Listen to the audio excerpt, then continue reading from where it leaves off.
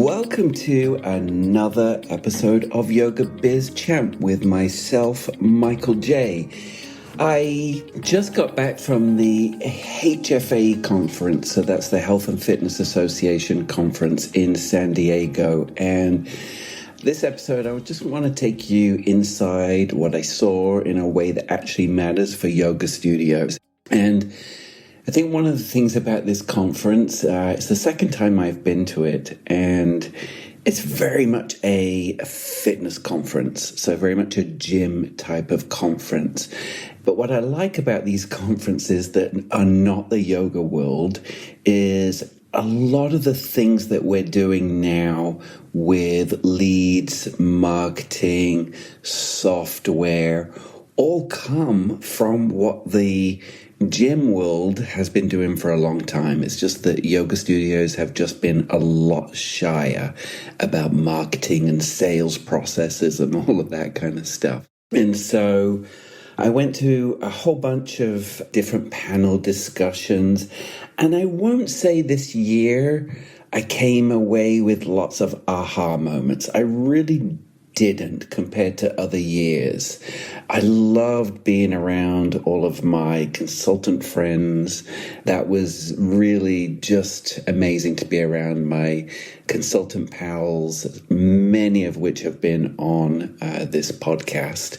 Connie from Pixality Web Design, and Mitch from Boutique Fitness Business Brokers, and many, many more. So that was really, really fun to kind of get those kind of old mind-body certified consultants back together, and it was very nice. And then also to be with some of my partners. I went to some amazing parties. The Walla event on the first night was really fantastic. That was a really great night where I met some amazing people, some of which I'll be bringing on this podcast. So that was a really great evening. They put a great event on for industry people and studio owners. I saw one of my clients there. I saw another client that I'm going to be working with soon. And so, yeah, it was just really, really lovely to be around industry people. And so I did go to some of the panel discussions. I also went onto the show floor. And the show floor, I mean, if you want to talk about trends that are going on right now, maybe the yoga studio can tap into possibly, but really it's recovery is in. It's still in, it's growing, it's bigger. This is such a massive show. You can see there's lots of people doing wheeling and dealing and buying big equipment for fancy gyms. And I mean, it's luxury equipment out there being sold now. Like some of the gym equipment is so beautiful, like some in like quilted leather, some of the free weights, they look like pieces of art. Like it's really quite fascinating, and such a huge room. Yeah, so I met a few potential new partners too, and I met with a guy from a mat cleaning machine. I posted that on my social media. Anyway, so it was kind of a fun conference in those ways. And like I said, there wasn't really any aha moments, trend-wise, like I said, recovery. So, definitely people are in recovery mode. They know more. They're a little bit more educated in recovery. So, if that's something you want to try and tap into within your studio, that is definitely something that I saw more in the boutique fitness world. But, I think it's something that some studios could really tap into. So this is not really a recap or highlight reel. This is me just sitting there, listening, watching, connecting the dots, and then trying to translate it through what I know about how yoga studios actually run day to day. Because here's the truth, there's a shift happening right now in the industry. And if you're feeling like things are harder than they used to be, like you're doing a lot, but it's not hitting the same, you're probably not wrong. And so I want to try and sort of unpack the why. So let's start here. There was a time not that long ago when you could open a yoga studio, create a decent schedule, build a community, and things would grow. It wasn't perfect. but it worked. That was my story. You didn't need every system dialed in. You didn't need to think deeply about your funnel or your leads or your conversion journey or your retention metrics.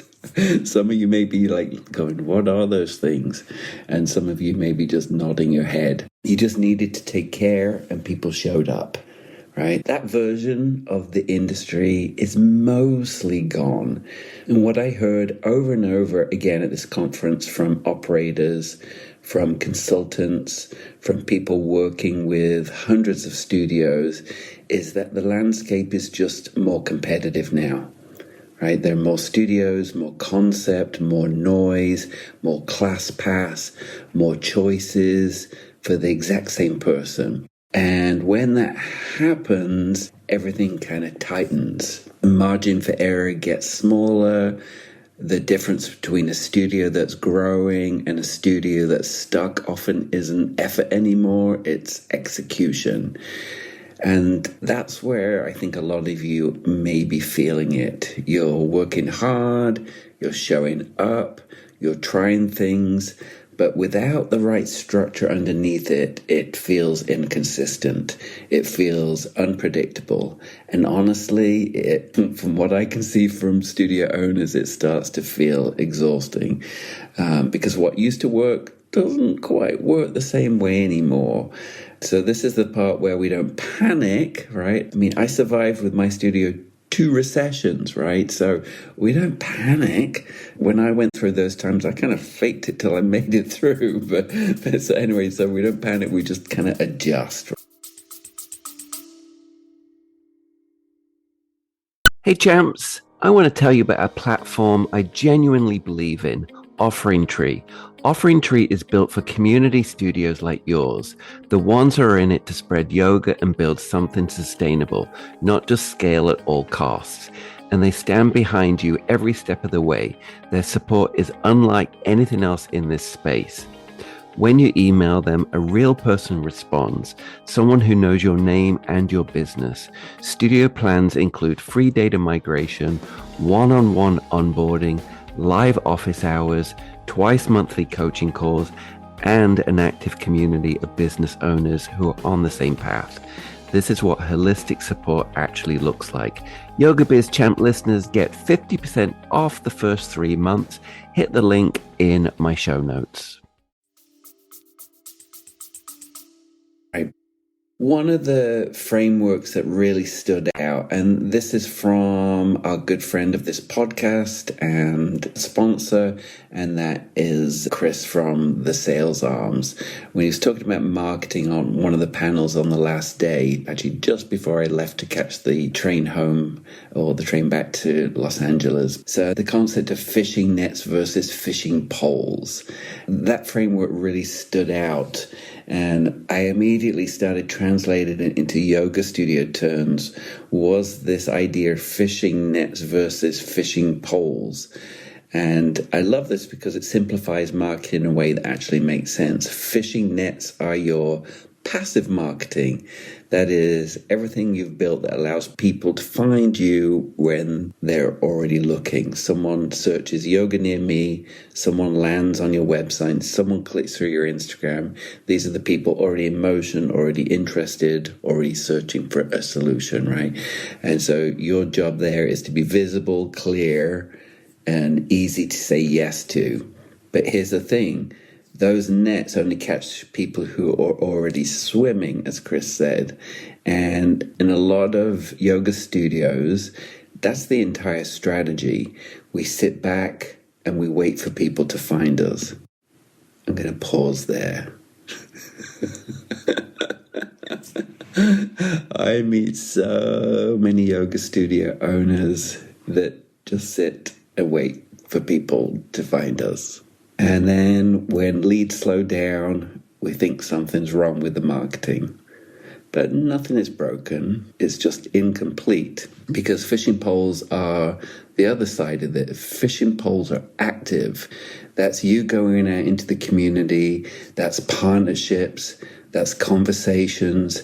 That's showing up to local businesses. connecting with people, creating opportunities that didn't exist 5 minutes ago.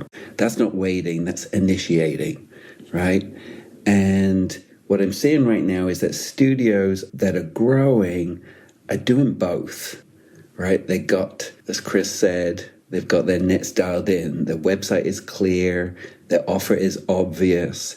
Their messaging actually speaks to real people. And they're also out there building relationships, creating visibility, putting themselves in front of new audiences consistently. And I'll say this straight. If you're only relying on people to find you, you're always going to feel like you're chasing, right? And now let's also talk about what came up, and that's referrals. Because this is one of those things that every yoga studio owner says what they want more of. And you should. It's the best type of new client acquisition. But the conversation around referrals is usually way too vague. It sounds like this: I wish my members would just bring more people. And I get that. But here's what actually is happening. Your members aren't clear on how to do that. They're not being reminded. They're not being guided. There's no structure that makes it easy, obvious, and consistent. So referrals become accidental instead of intentional. And what I took from this and what I see in the studios all the time is that referrals need to be treated like a system, not a hope.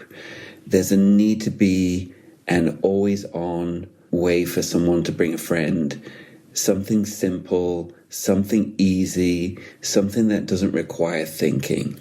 And then there needs to be moments, specific pushes where you remind your community, where you create a reason, where you give them something to act on now instead of later.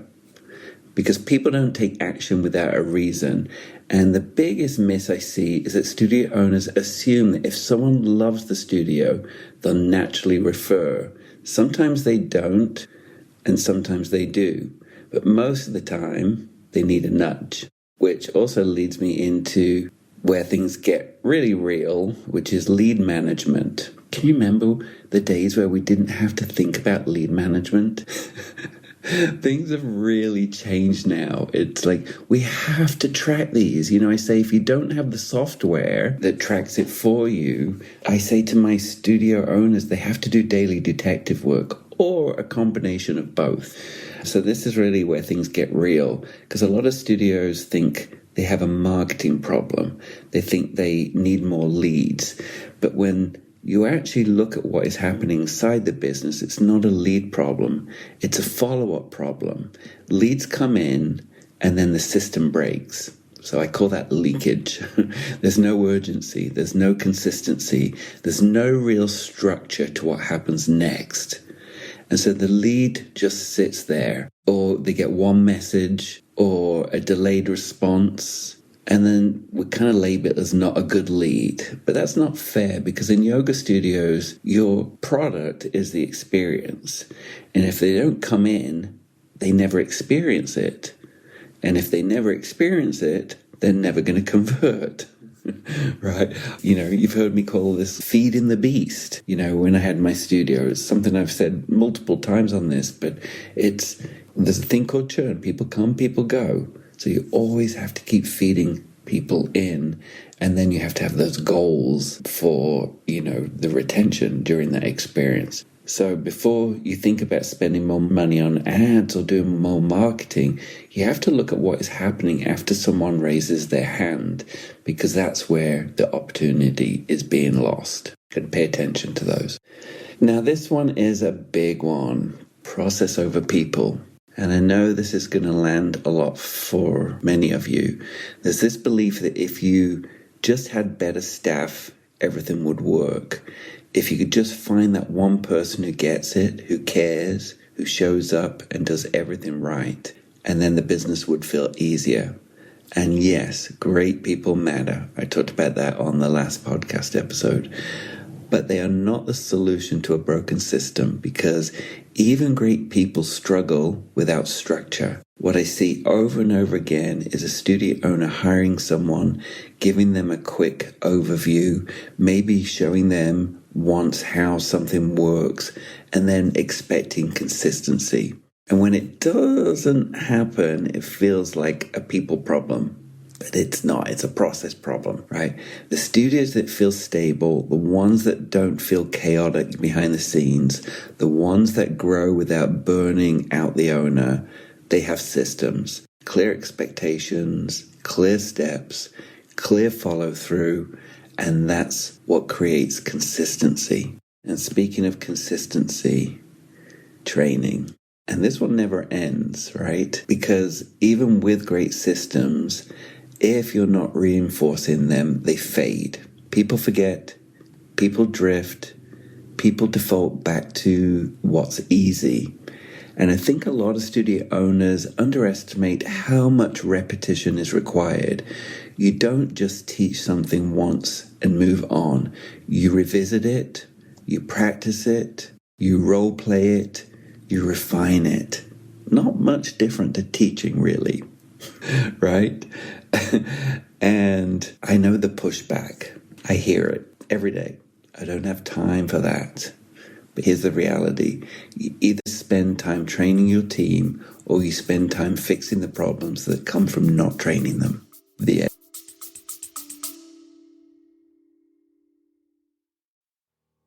Hey champs, I want to spotlight our podcast sponsor and someone I consider both a friend and a trusted expert, Mitch McGinley from Boutique Fitness Brokers. He's been on my podcast multiple times. He's a former yoga studio owner just like us. Mitch and his wife successfully sold their studio just like I did, and now he helps others do the same. So if you've heard my conversation with Jill Agonias on this podcast, she sold her studio for well over asking price thanks to Mitch's guidance. Whether you're thinking about selling your yoga studio for top dollar or you're looking to buy an existing studio, and let me tell you, that can be a great head start instead of building from scratch. Mitch is your go-to guy, seriously. He understands the ins and outs of the yoga industry, from valuation to finding the right buyer or seller. Plus, he's been right where you are, so he gets it. I'm always talking about building a profitable business that can be sold or carried on. My former studio is in its 22nd year now, and it's under its third owner, and I consider that a legacy. So if you want to explore your options for buying or selling, head over to yogabizchamp.link/BFB to book a no obligation chat with Mitch himself. And trust me, it's never too early to start planning for your yoga studio's future success. Again, that's yogabizchamp.link/BFB. All right, so this one was an interesting one. I think this was Chris also from the sales arm. Owner presence, this still matters. Now, let's talk about something that is really important and that came through clearly at the conference. The studios are doing the best, have owner presence. Not necessarily doing everything, not being stuck at the front desk all day, but present, connected. Because no one brings the same energy, the same care, the same standard as the owner. And what happens in a lot of studios is the owner pulls back too early or disconnects too much, and things slowly shift. The culture softens, the standards drop, the experience becomes inconsistent, and you can feel it. So if things feel off, it's not always about adding more. Sometimes it's just about stepping back in, resetting the tone, reconnecting with your team and your community, because you can't outsource care. Team tech training, your foundation. Again, this was Chris. So I went to lots of different panel discussions, but the ones that, maybe it's because it was the final ones I was going into, but they're definitely the things that stuck to me. So if I had to simplify everything I heard into one framework, it would be this. Your business runs on three things: your team, your tech, and your training. So we just talked about training. And if one of those is weak, the whole thing feels harder. If your team isn't aligned, you feel it. If your systems and tools aren't supporting you, you feel it. If your training is inconsistent, you feel it. And most studios don't have all three working together. There's usually a gap. And the gap is where the friction lives. So instead of trying to do more, look at where the gap is, because that's where the opportunity is. So a good 3 days in San Diego, beautiful train rides along the California coast, and stepping back from all of this. Nothing is broken, but things have changed. And the studios that are growing right now, they're not guessing, they're not winging it, they're building structure, they're tightening systems, they're getting really clear on how their business actually runs. And if you want help with that, you know that you can go to yogabizchamp.com/book, and we can take a look at your studio together. And if this episode hit for you, you can please leave me a review on your podcast platform. It always means a lot. So, all right, champs, go build something real in your community, and I will see you on the next episode. Thanks for listening.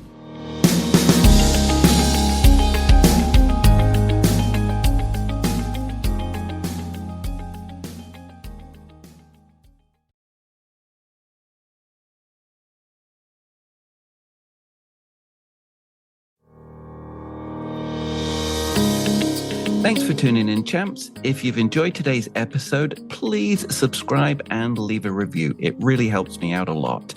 And if you're ready to open your own studio or grow your current one, visit yogabizchamp.link/podlink. Again, that's yogabizchamp.link/podlink to book your free strategy call with me and explore my Start a Studio and Grow a Studio packages. And you'll also get access to all of my free Yoga Biz Champ resources there. And you can also check out the video content on YouTube for more insights, and follow me on all social media platforms at Yoga Biz Champ. See you next time.